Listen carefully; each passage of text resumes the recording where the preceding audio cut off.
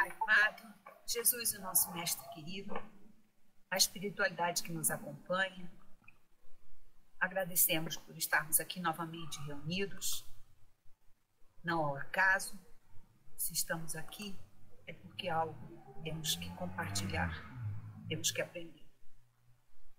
Olhai, Senhor, pelos nossos irmãos haitianos, os nossos irmãos do Afeganistão, enfim, em todos os lugares desse planeta que tem uma vida mais atribulada,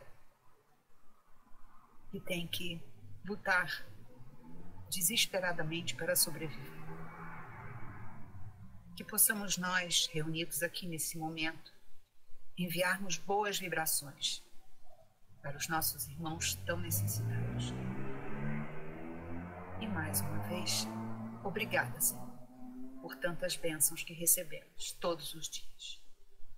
Esteja conosco, hoje, agora e sempre, e que assim seja, graças sempre a Ti. Graças ao Pai. Obrigada. Gente, o nosso capítulo hoje é uma continuação do de número 31, só que hoje a gente vai estar um pouquinho mais avante, né?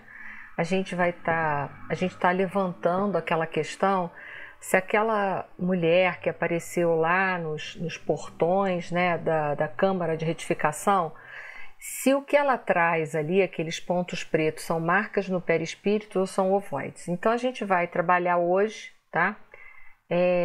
A gente vai começar com essa interrogação, mas a gente vai entrar direto. Deixa eu passar aqui, esses slides vão tudo para vocês, tá? Não fica tranquilo aí que vocês ficam preocupados, não precisa anotar nada. Eu libero tudo, já liberei os links para vocês dos slides, de tudo. Nós vamos falar sobre ovoides e depois a gente fala de marcas do perispírito e eu sim, não fecho o assunto, porque a gente vai ver que algumas pessoas acham que essa mulher, o que ela trazia naquele instante eram marcas no seu perispírito, e outros acham que ela estava ali, que aqueles pontos pretos, eles representavam os ovoides. Então a gente vai falar um pouquinho de ovoide essa noite, até porque é um assunto que muita gente pede para falar alguma coisa sobre, né? E vocês vão ver que em todos os slides eu vou deixar as referências bibliográficas. Eu não tirei os assuntos dessa noite do acaso, eles têm uma referência bibliográfica. Falar de ovoide, a primeira vez que a gente vai encontrar isso de uma forma assim bem mais detalhada, né? A gente vai encontrar no livro Evolução em Dois Mundos e depois, precisamente, no livro Libertação.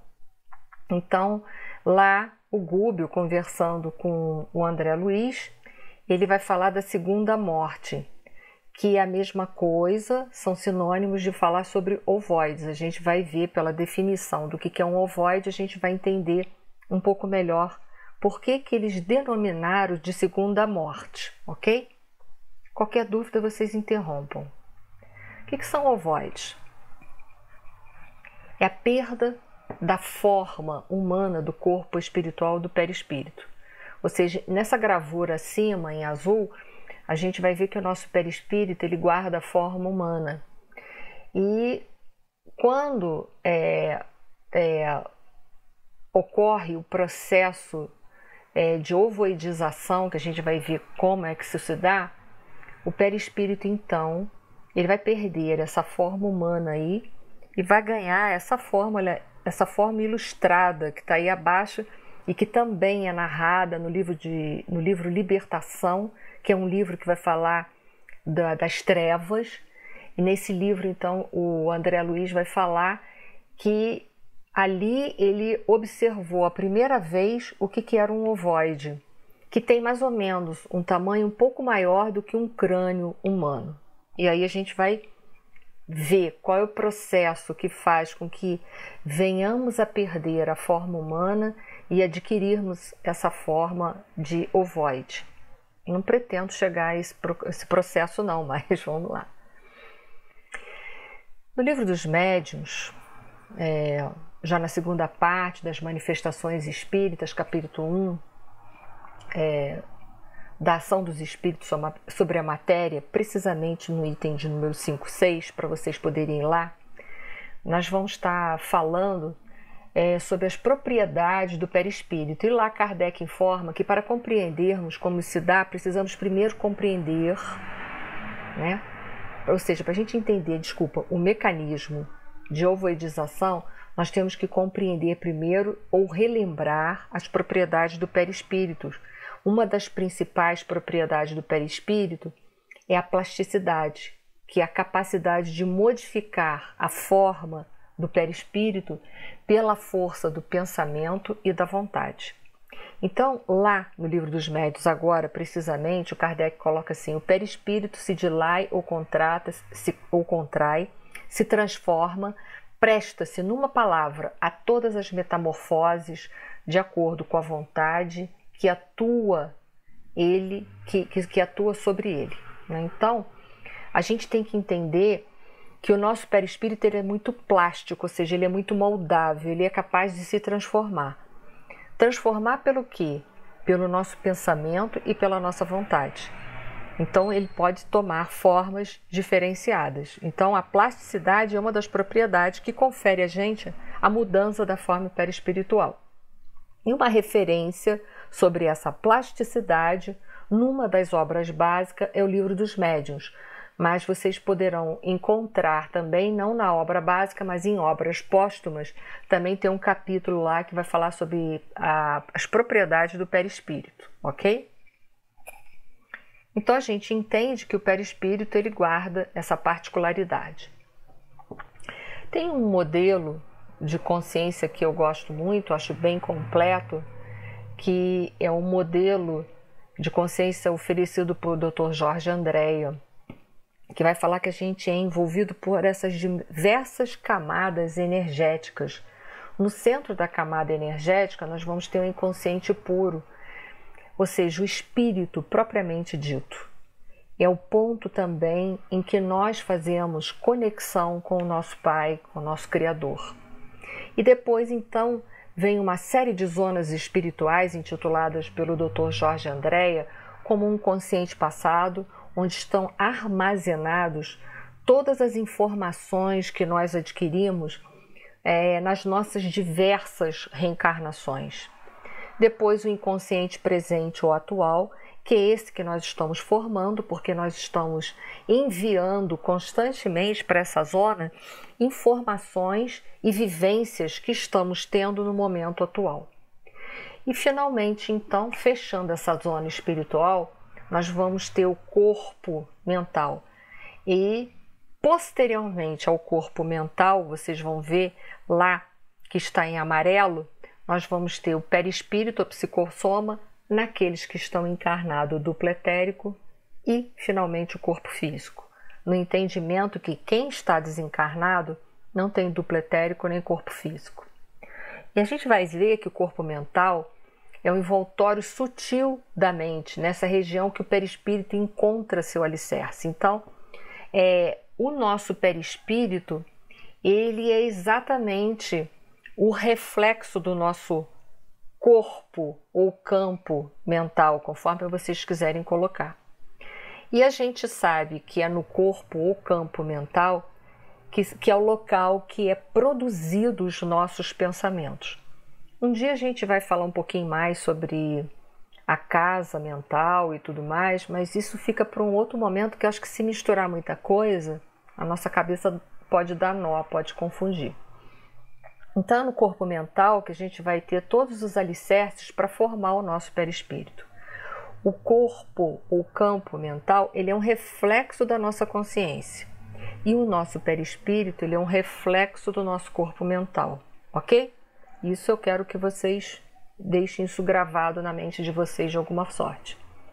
Como é no corpo, o campo mental, que são produzidos o pensamento, é por ele também que vai se expressar a nossa vontade, porque nós somos espíritos imortais, ou aquele campo energético ali chamado de inconsciente puro, porque a vontade é um atributo do espírito, ok?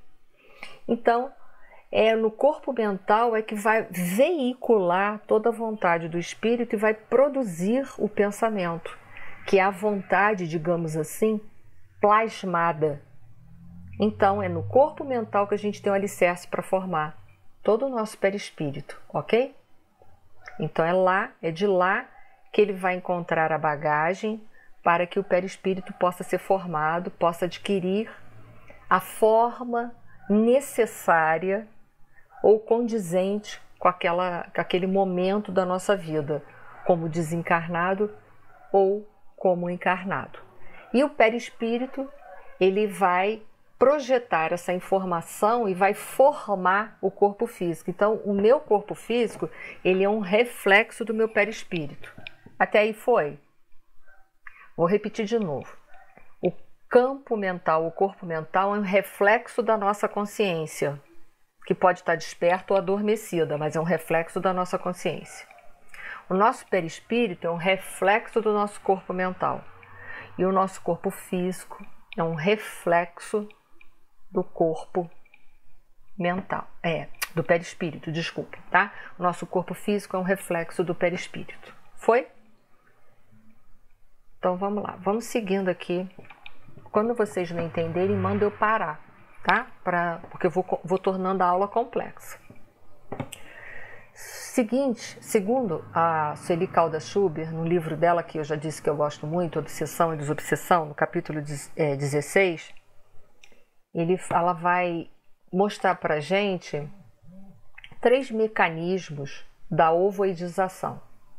Então ela começa dizendo, né, o processo, como que vai modificar-se, né, vai se transformar em ovoide. Ela vai falando que é a transubstanciação do corpo espiritual num corpo ovoide, que pode, né, essa transubstanciação do corpo espiritual, ou seja, do perispírito, num corpo ovoide, pode ocorrer nos seguintes casos, que são 3, tá? Eu vou colocar a seguir. Então, tem 3 processos que podem levar a um espírito imortal perder a forma humana do perispírito. E aí o que a gente vai começar a estudar, e eu peço a vocês agora que vocês deem o máximo de atenção, que nós vamos falar sobre 3 processos que vão levar. Primeira situação que pode levar ao processo de ovoidização. A primeira situação é no homem selvagem, mas há um fator que determina essa transformação. Está sempre presente o monoideísmo, ou seja, a monoideia, uma ideia fixa, um pensamento único, entendeu? Sempre presente um pensamento repetitivo, em circuito fechado, né? Esse monoideísmo vai gerar uma ideia fixa, um circuito, um pensamento em circuito, portanto, viciado, e gradualmente eu vou perdendo a forma perispiritual por causa do meu monoideísmo, ou seja, de uma ideia única, de uma ideia fixa, uma ideia única que eu tenho que se torna um pensamento fixo, uma ideia fixa. Por que a ovoidização ela poderá ocorrer no homem selvagem? Segundo lá os relatos desse livro, ela diz lá que quando o homem, nas suas primeiras reencarnações, ele retorna após a morte do corpo denso ao plano espiritual, ele se sente atemorizado diante do desconhecido. Então, o plano espiritual para ele é uma coisa que dá medo, porque é totalmente desconhecido. Então ele fica com muito medo de estar ali no plano espiritual. Ele fica profundamente desambientado. E com isso ele tenta, de toda maneira, retornar para a vida tribal, porque ele não suporta a vida espiritual. Aquilo é tão novo para ele que causa um medo, um pavor, um pânico muito grande dentro dele, a questão da vida espiritual. Então, esse espírito, ele fica tentando, ele fica dentro daquela ideia, vou voltar ao slide anterior, ele fica dentro daquela ideia, monoideísmo, tentando voltar para a vida tribal, que é a vida que ele conhece, que é a vida que ele se acostumou, que é a vida que ele está habituado. Então ele começa a gerar uma ideia fixa, ele só pensa que ele quer voltar para a tribo, que ele quer voltar lá a viver. Então ele fica mergulhado dentro desse processo o tempo todo, dessa ideia fixa. Ele quer sair dali de qualquer maneira, ele se fecha dentro dele mesmo, dentro de uma ideia fixa, e fica ali só pensando que ele quer voltar para a tribo, tá? Isso é primeiro. Oi, pode falar. Seria, por exemplo, o caso dessas tribos que ainda existem, que nunca tiveram contato com a civilização? Pode ser, porque aí a gente teria que avaliar, mas provavelmente sim, eles só conhecem aquela realidade, né?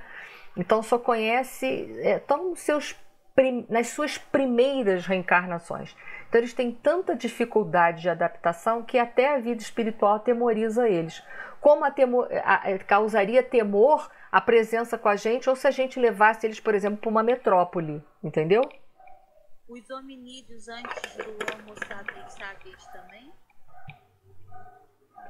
Sim, porque são as suas primeiras reencarnações.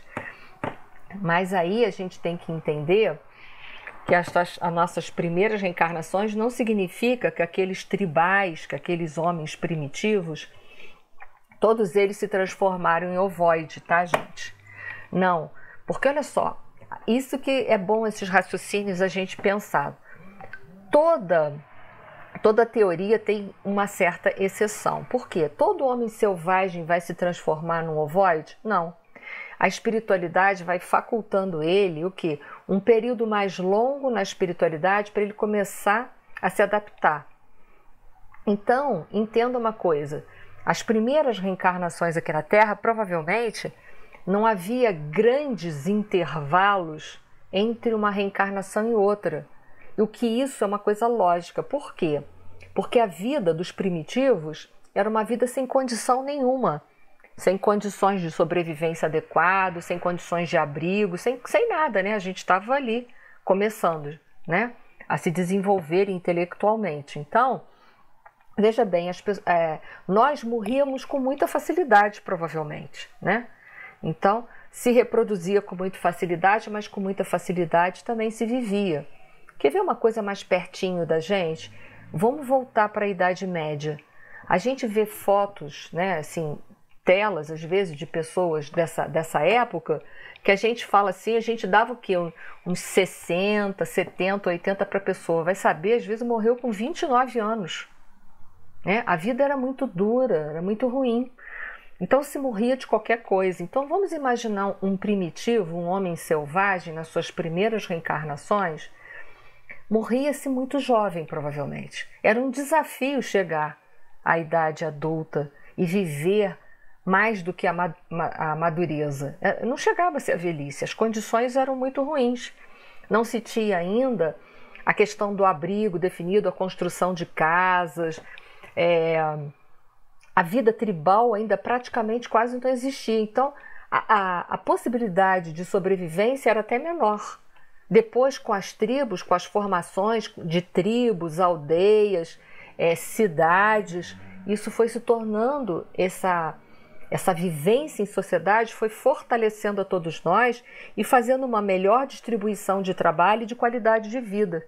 Então a gente também tem que entender que não são todos os homens selvagens que vão se transformar em ovoide. Por quê? Até porque o intervalo entre as reencarnações era muito pequeno. Então se surgia logo o temor, logo também se reencarnava. Mas a gente já está falando de um processo mais à frente em que essa ambientação ela precisa ser realizada.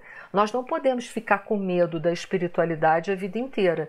Então, entre um desencarne e outro, a gente precisa compreender que esse momento, essa estadia na espiritualidade, começa também a aumentar o tempo de ficar na espiritualidade, entende? Por quê? Porque a nossa vida aqui embaixo, no plano material, começa a ser uma vida mais estruturada e a gente passa a viver mais tempo.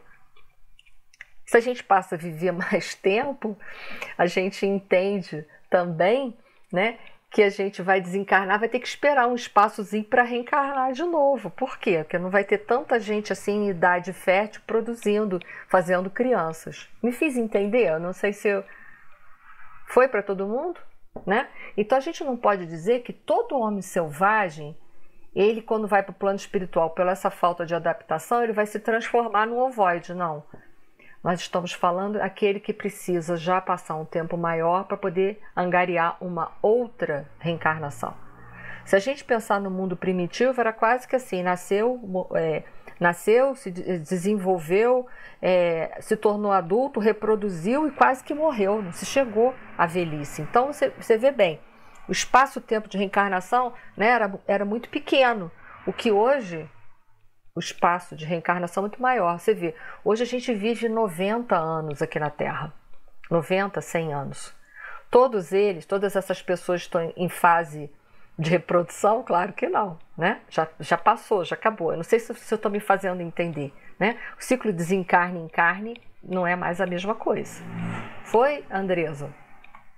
Sim, sim. E, inclusive, eu acredito que também deva ter tido uma diferença quando deixou de ter aqui só terráqueos e começaram a vir os capelinos e tudo. Esses que vinham já tinham experiências espirituais diferentes, então eles, quando desencarnavam, não deviam voltar a ser ovoides, né? Já deviam ter outro tipo de vivência no mundo espiritual. E aí nem todos, quando desencarnavam, tinham o mesmo estágio, né? Começou a misturar um pouco. Isso aí é muito bem lembrado, que é mais um fator que a gente não vai poder deixar para trás, né? Apesar de que eles entram e começam a imprimir uma nova fase no planeta, que é o planeta de provas e expiações. É bem verdade, mas de qualquer forma, eles vão trazer o progresso paulatinamente. Mas o que eu quero frisar aqui é que não todos os selvagens, homens das suas primeiras reencarnações, vão se transformar em ovoide? Não. Entendam? Nós estamos... Só a partir de que os intervalos de reencarnação começam a se tornar mais longos. Aí sim, obriga aquele homem a criar dentro dele uma coragem maior de enfrentamento do mundo espiritual. Você vê, hoje a gente sabe que existe vida depois da morte, que existem as dimensões espirituais. A gente quer morrer? Não quer, né?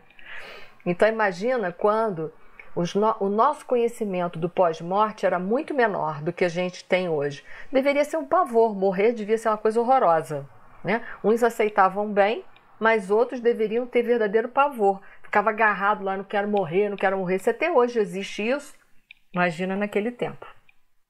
Foi para todo mundo? Então entendam, não são todos os homens selvagens que estarão suscetíveis do processo da ovoidização, ok? Podemos? Vamos lá. O outro caso que pode levar a um processo de ovoidização, sendo que no centro de tudo isso está a monoideia, desencarnados em profundos desequilíbrios. Que tipos de desequilíbrios vai ser citado?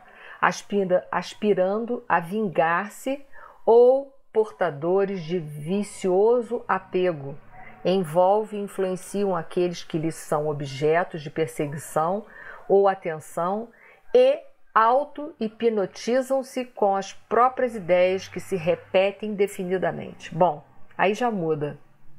Aí já está falando de um espírito que já está mais adiantado. Mas o que acontece com esse espírito aqui? Ele está tentando, ele morre, mas ele tem uma sede de esforço, de vingança muito grande. Então, vamos supor, ele desencarna, mas ele tem muita raiva da pessoa X. Então, o que acontece? Ele fica ali com aquela monoideia que quer se vingar daquela criatura a qualquer preço, a qualquer preço. O desejo dele é de vingança. Então ele entra dentro de um processo de monoideia, de ideia fixa e monoideia. A única coisa, a vida dele se torna, o objetivo da vida dele se torna vingar-se daquela pessoa, mesmo no pós-morte. Às vezes já odiava em vida e agora ele quer se vingar daquela pessoa. E aí então, nessa monoideia, ele acaba... nesse processo de obsessão, ele fica vinculado ao desencarnado e ele tem o único objetivo da vida dele é a vingança. Olha aí a monoideia de novo, aí ele entra naquele circuito fechado e aí com o tempo desse processo de vingança, a espiritualidade é claro que está tentando ajudar o tempo todo, mas se ele se fechar muito dentro dele mesmo, ele corre o risco de perder a forma humana e chegar nesse processo de ovoidização. Então esse é o segundo caso. Foi? Caso de desforço, de vingança, processo obsessivo, ok? Vamos para o terceiro e último caso.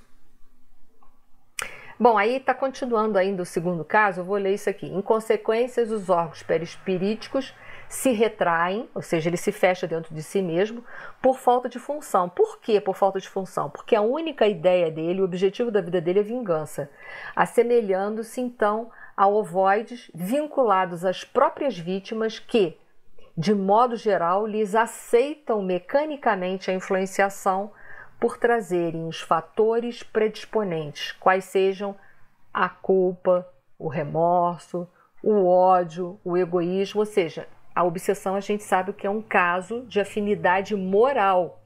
Moral. Toda obsessão guarda uma afinidade moral.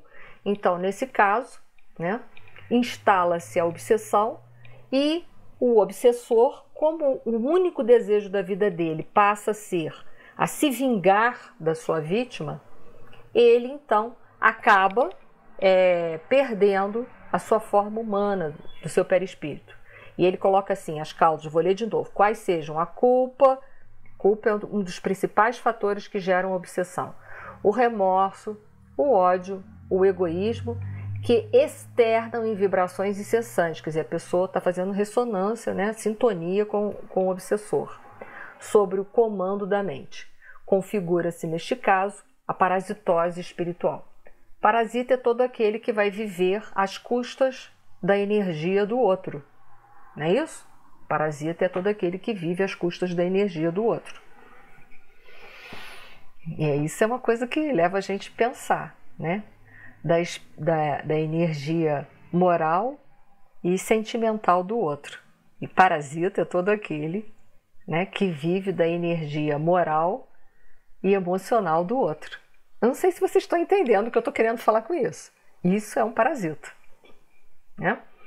E ali, nesse caso, então, o obsessor está ligado à sua vítima e ele está tão envolvido com o processo da vingança, ele só pensa nisso 24 horas que ele acaba perdendo a sua forma perispiritual. E essa obsessão, então, ela ganha uma gravidade. A gravidade é que ela vai se tornar uma obsessão de cunho, de parasitose espiritual. Ou seja, nesse ponto aí da obsessão, separar o obsessor de obsidiado já é complicado, tá? Porque um está se alimentando, retroalimentando da energia do outro, tá? Podemos? Botei ali uma imagem, né? O hóspede é o obsessor, olha lá, quer dizer, né? O obsessor tá aqui, que é o hóspede, né?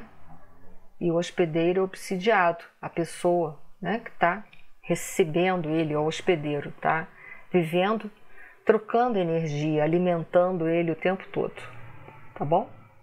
Isso é um caso de parasitose. Uma parasita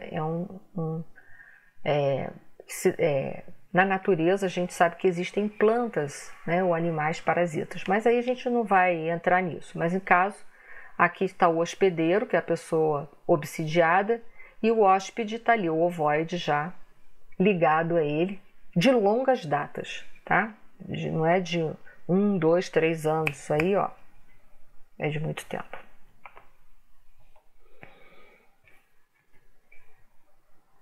Bom, terceiro e último caso que faz com que a gente possa perder a nossa forma humana. Os grandes criminosos, os pervertidos, os transfugas do dever, ao desencarnar, ver-se-ão atormentados pela visão repetida e inconstante dos próprios crimes, vícios e delitos, em alucinações que os tornam dementados. E aí, novamente, né, eles ficam presos dentro daquelas próprias ideoplastias, né, daqueles pensamentos, desde daqueles clichês das pessoas que eles atormentaram, que eles retiraram a vida ou prejudicaram profundamente. Então eles ficam envolvidos dentro desses clichês mentais, eles se fecham dentro desses clichês mentais e aí vai acontecer o monoideísmo, tá? Que é auto-hipnotizante. Claro, você vive dentro de uma ideia fixa o tempo todo, é uma auto-hipnose, né? E aí ele acaba perdendo o corpo, perdendo a forma do corpo espiritual dele, que vai se transubstanciar na forma de ovoide. Então, o terceiro caso são aqueles grandes infratores das leis divinas, grandes infratores mesmo, vão perder a sua forma espiritual no pós-morte, porque ficam mergulhados dentro dos clichês das maldades e crueldades que fizeram enquanto estavam aqui encarnados. Então, nós temos 3 casos distintos. Vamos lá? Foi para todo mundo? Agora vamos dar destino para essas pessoas. André Luiz, no livro Evolução em 2 Mundos, capítulo 12, Alma e Desencarnação, no subitem chamado Monoideísmo e Reencarnação, ele vai estar falando com particularidade dos homens selvagens, que foram aqueles primeiros casos que eu falei para vocês, que não significam que todos os homens selvagens sofram essa falta de adaptação ao mundo espiritual. Cada um é cada um. Tem gente que é mais adaptável e tem gente que não é adaptável, né? Ele coloca assim, o homem selvagem. Em tais circunstâncias, se o monoideísmo é somente reversível através da reencarnação. A criatura humana desencarnada, mantida a justa distância, então ele fica próximo à tribo, mas não fica dentro da tribo, porque ele seria um elemento perturbador, porque ele está desencarnado. Então ele coloca assim, mantida a justa distância, lembra as bactérias que se transformam em esporos quando as condições do meio se lhes apresentam inadequadas, tornando-se imóveis e resistindo admiravelmente ao frio e ao calor durante anos para regressarem ao ciclo da evolução que lhe é peculiar, tão logo se identifique no novo ambiente propício. Então, esses espíritos que quando desencarnam têm pavor do mundo espiritual, eles ficam próximos à tribo deles, mas eles não ficam exatamente lá com as pessoas. Por quê? Porque eles seriam elementos desencarnados perturbadores daquela tribo, não por maldade, entendam isso, mas sim por falta de adaptação ao mundo espiritual. Eles são mantidos à distância, mas como eles não conseguem, eles têm pavor da vida espiritual, toda ajuda que chega espiritualmente até eles para tentar tirar eles daquela situação, eles se fecham, eles não querem saber, tamanho medo que eles possuem da vida espiritual. Então, André Luiz está dizendo que nesses casos específicos só tem um jeito de sair, de retirá-los desse processo de ovoitização, é através da reencarnação. Não tem outro jeito, eles vão ter que reencarnar. Por quê? Porque eles têm pavor do mundo espiritual. Então, por mais que a espiritualidade ajude, eles têm pavor. É tipo assim, vem um anjo de guarda, sai pra lá, fantasma, não quero te ver. É tipo mais ou menos isso, brincando, né? Eles têm pavor da vida espiritual. Então, como eles não conseguem, o medo paralisa eles, eles ficam a uma certa distância, mais próximo dali, da vida da tribal, mas ficam ali entregues até poderem um dia conseguir reencarnar de novo e sair desse processo. Foi? Isso aí é André Luiz que está dizendo. Tirei aí um trecho, mas vocês podem ir lá e buscar, ler o resto, tá bom? Vamos lá. Então, dos desencarnados em profundo desequilíbrio, aqueles, né, que se ligam, né, as pessoas, ao objeto da sua obsessão, né?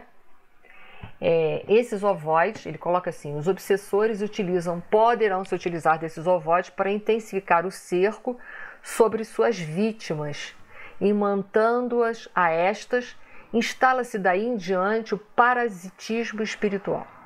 Envolvido nos fluidos dos obsessores, com o pensamento controlado e cerceado, com o cérebro em desequilíbrio pela interferência hipnótica dos algozes, o obsidiado passa a viver no clima que estes criaram, agravado pelas ondas mentais altamente perturbadoras dos ovoides, vendo, inclusive, os clichês mentais que projetam em fenômenos alucinatórios ou ouvindo-lhes as acusações na acústica da mente. Tá? Vamos lá? Vamos seguir.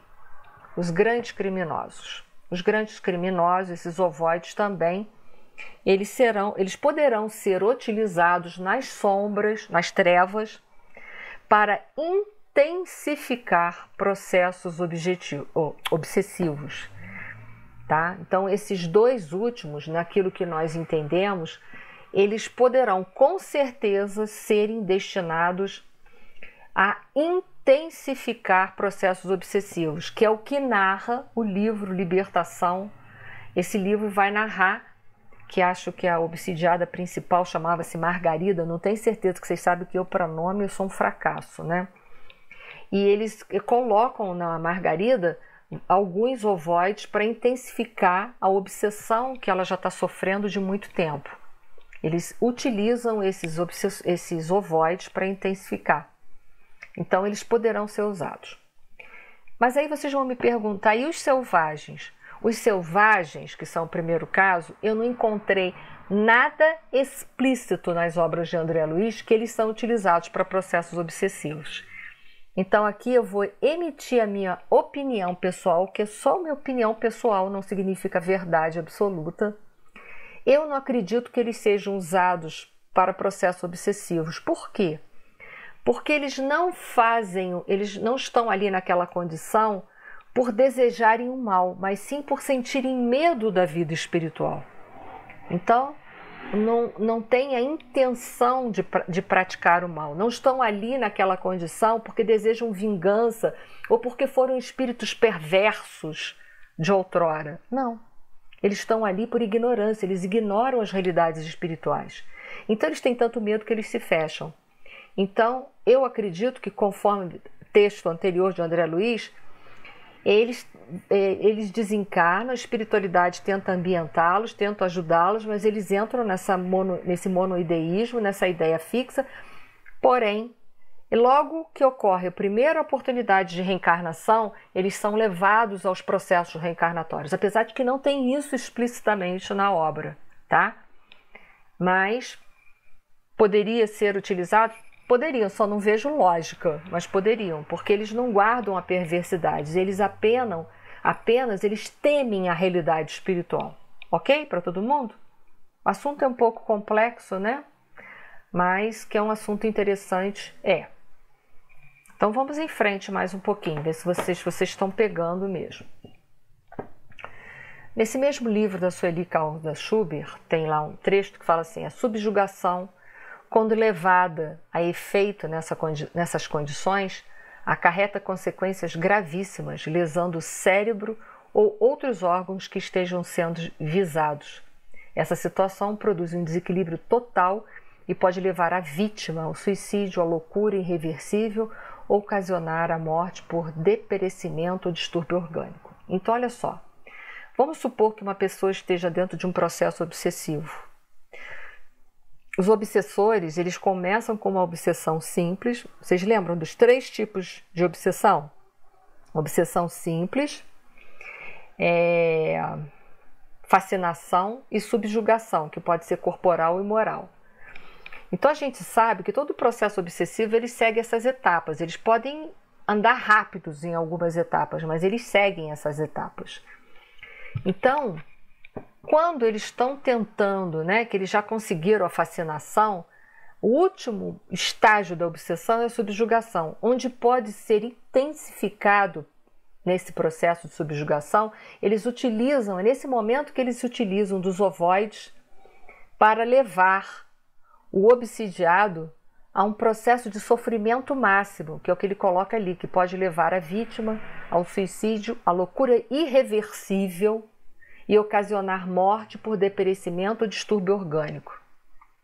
Então, em casos de subjugação, esses obsessores podem se utilizar dos ovoides para intensificar o ciclo de desforço, de ódio, de sofrimento do objeto deles, dos obsidiados. E aí sim, nesse processo aqui, não tem jeito. Só desencarnação e o tempo que vai lidar com essas criaturas aí, entendeu? Não vai ter jeito. É um processo que é muito difícil. Quando chega nisso daqui, já não dá mais passe, água fluídica, nada disso. Em geral, o paciente está tão grave dentro do processo da obsessão que só a morte para separá-los. Ou então, eles vão seguir o curso de qualquer maneira, mas vai morrer obsidiado, literalmente, tá? Não tem mais o que fazer, é irreversível. Vai precisar de uma outra vida para começar o processo de desobsessão. Foi para todo mundo? Sim ou não? Posso perguntar? Pode, claro. Aliás, vocês estão tão quietos que eu estou até achando que vocês não entenderam nada. Mas vamos lá. Não, pode falar, ué. Vê se é isso. Uma pessoa que está obsediada, o obsessor pode usar o ovoide, que foi um grande criminoso que tem essa ligação aí de sintonia moral com quem está obsediado e colocar nessa pessoa. Porque tudo tem que ser por sintonia, Andresa. Para eles utilizarem um ovoide, olha só, eu tô aqui, ele tem uma vibração X, esse ovoide. Para ele poder, né, ficar fixado naquele campo, naquele corpo espiritual ali, fazer uma sintonia, uma imantação, ele tem que ter uma sintonia. Se não tiver sintonia, não existe obsessão. A obsessão é sempre por sintonia moral. Então eles vão se utilizar desses ovoides em obsessões mais graves, já lá nos finais das obsessões, depois da fascinação, quando já está entrando para a subjugação, é a hora que eles colocam os ovoides. Para quê? Para intensificar o processo de obsessão. A obsessão já está ocorrendo há muito tempo. Os ovoides são só para intensificar a tortura que aquela pessoa já está passando, para levá-la ou a cometer o suicídio, ou para levá-la à loucura irreversível, ou até a morte física, porque morre por esgotamento de fluido vital, não suporta. É tanto, porque ele não é um parasita, é tanta coisa ali, tem tanta coisa envolvida, que não tem mais como separar uma coisa da outra. Fatalmente, se separar, morre. Então, há um esgotamento físico. A pessoa obsidiada de larga temporada, é que vocês nunca viram obsessões graves, né? Eu já tive a oportunidade de ver subjugação corporal. É uma coisa horrível, é uma coisa desgastante, é extremamente desgastante, né? A pessoa está dominada pelo obsessor, literalmente. Há uma perda energética tão significativa, ali é muito difícil, quando o processo obsessivo chega na subjugação, é muito difícil conseguir separar. No início consegue, mas quando já é de longa data, não há mais nada para se fazer, não há mais nada a se fazer. Oi? Foi o que aconteceu com o filho ou a filha, não sei, do Bezerra de Menezes? Dizem que sim, que se separasse da parasitose, né, que era um caso de subjugação grave, ela fatalmente morreria. E aí o Bezerra, ao que eu nunca li isso em livro, né, mas eu já escutei relatos, o Bezerra diz então, pede que separe. Quando foi separada, ela desencarnou, porque não tinha mais como, né? Era um circuito fechado aquilo ali, né? Havia uma troca, um circuito energético. Quando retirou, ela já não tinha mais fluido suficiente para se manter viva, porque era um processo de parasitose, né? O obsessor sugava as energias dela. Então, na hora que tirasse, tirava a energia dela também, tirava o fluido vital, haveria morte. Então, mas isso são casos muito graves. A gente não está falando daquela obsessão que geralmente a gente vê na casa espírita. A gente está falando de obsessão muito grave. A subjugação, a paralisação da vontade. A obsessão simples é uma simples influência. Fascinação é a perda da razão, né? Ali a sua razão fica comprometida. Na subjugação, a tua vontade está comprometida. Olha só, são passos gravíssimos.